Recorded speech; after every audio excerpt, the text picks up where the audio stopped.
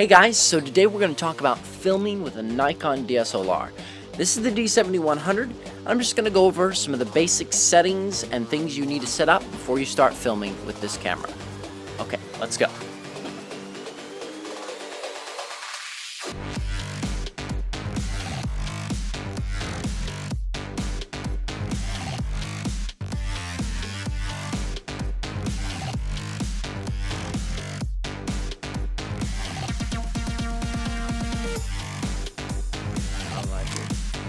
So the first thing we're going to do is change our frame rate and our resolution.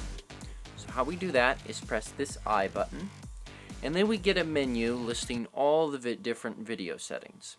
So we're going to go up here to frame size, frame rate, and press OK. This will give us a list of different frame sizes and frame rates to choose from.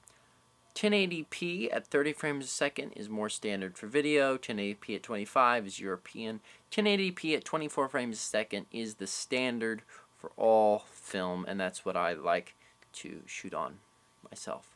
These down here are at 720, less resolution, but they do shoot at 60 frames or 50 frames a second, so that is a lot better for slow motion. But for now, we're going to go with 1080p at 24 frames. So we hit OK. And the next thing we're going to set is the set picture control, which is basically the camera is applying different effects onto your video. Now, when shooting video, it is better to add these effects later in post or in your editing program. So I'm going to choose neutral, which means it's adding no effect. The next thing to consider is if you want to shoot in a crop mode. This is the size of the sensor. DX is full, that means the whole sensor is being used, and then the 1.3 crop factor means that the image sensor is smaller. But if we hit OK so that we have the cropped image, all it does is it zooms in a little bit. But then if we go back to our frame size and frame rate and we hit OK, we see all these other options have opened up to us.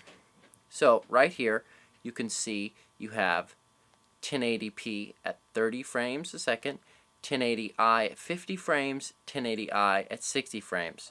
So now we can shoot at 1080 but at 60 frames a second, which is really great for slow motion. Now notice it is I, so it is interlaced, not as good quality as progressive, but it will still work well for us. But remember, that is with the crop factor. So for now, we're just going to set our imagery back to the standard DX and leave it at that. We hit the I button again, we can see our normal screen.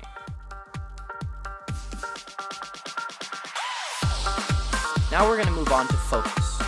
Now focusing this camera can be difficult when moving around, but if you're stationary, one of the best things to do to make sure you are locked in on focus is to use this zoom button. Simply press it and zoom in, and then change your focus so that it is perfectly clear, and then zoom back out and you can know that your focus is perfect.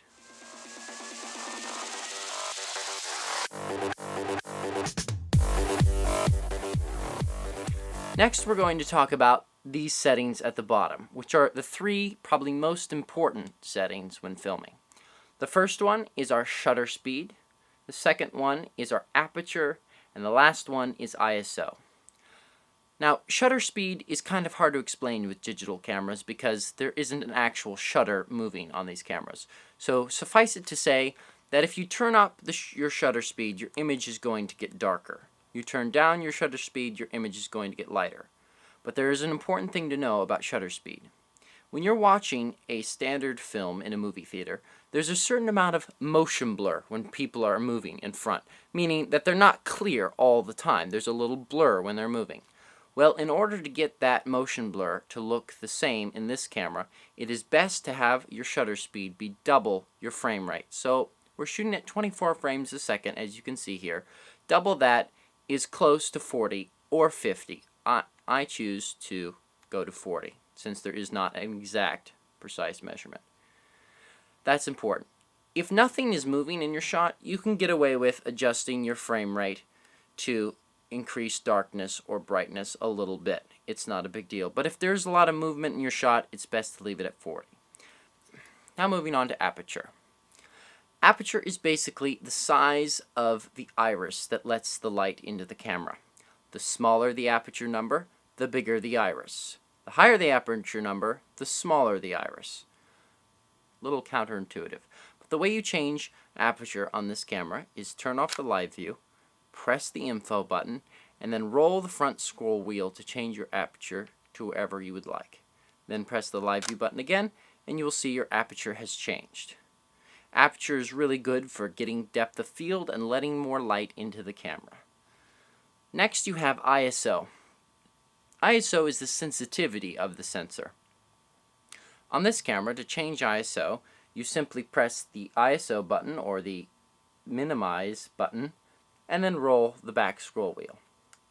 On this camera, it is best not to go above 16 ISO, otherwise you start getting lots of grain and it's not good. So stay in between 116 and you should be fine.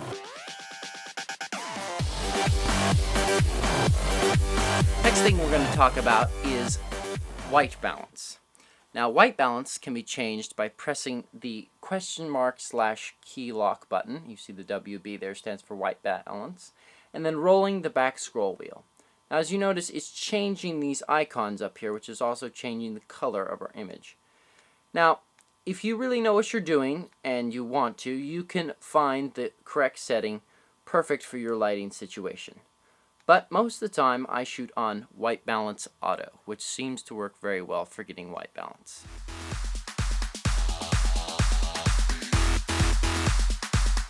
Now we'll talk about audio. As you can see here, there is the audio meters right here on the side that are measuring the levels of audio.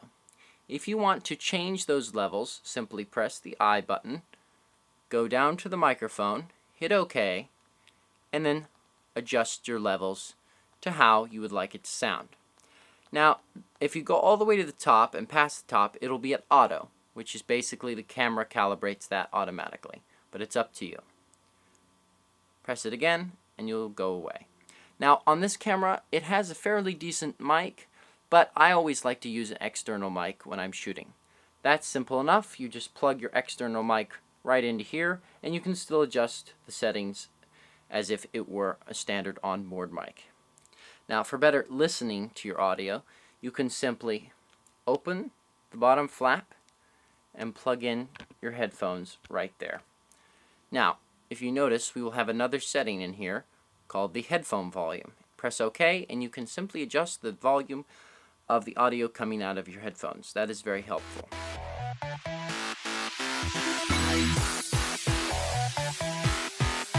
One other feature that's really important is where do you want your videos to go? This camera has 2 card slots. So it's kind of nice to put one card in for pictures and one for video. That's what I do. So if you hit the info button, you get this menu. You go down to where it says destination. Hit OK, and you can choose between card 1 and card 2, and it shows you how many hours of video you can put on that particular card. Now we move on to the display itself. You can change what is displayed on the display by pressing the info button. As you can see, that takes away all our information. We press it again, we get the grid line, which is really helpful for using the rule of thirds. Press it again, we get leveling, which is also helpful for leveling your shot. Press it again, we get back to our info, which shows us how many more minutes we have left to shoot, frame rate, white balance, all the information we could possibly want.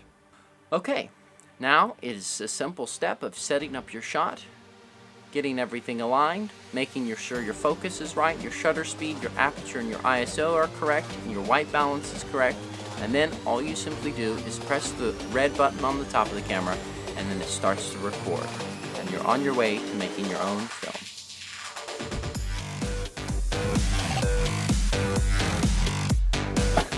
Okay guys, well that's all for today. I hope you enjoyed this tutorial. I plan on making more tutorials about lenses and all sorts of different aspects on filmmaking. But for now, use your imagination, get these settings right in your camera, and go out there and film something fun and exciting. Okay, see you guys later.